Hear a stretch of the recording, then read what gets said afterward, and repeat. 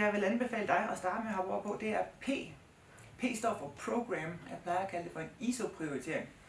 Fordi at på P så indstiller du din ISO, og så indstiller kameraet selv blænden og lukketiden, og så er du allerede i gang med at bestemme.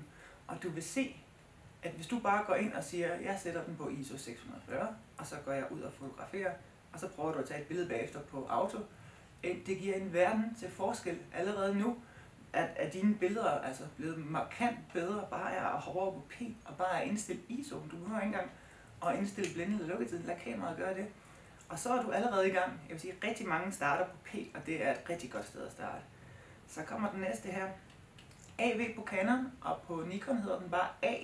A står for Aperture, som betyder blænde. Så det kan vi kalde vores blændeprioriteringsmode.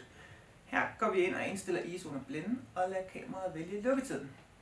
Man kan sige, brug blændeprioriteringsmode, hvis du skal fotografere noget, hvor du gerne vil prioritere din blænde. Prioriter blænden, når du skal fotografere noget, som står relativt stille. Så er der den næste her, TV på Canon, og på Nikon hedder den bare S. S for shutter, og shutter betyder lukker.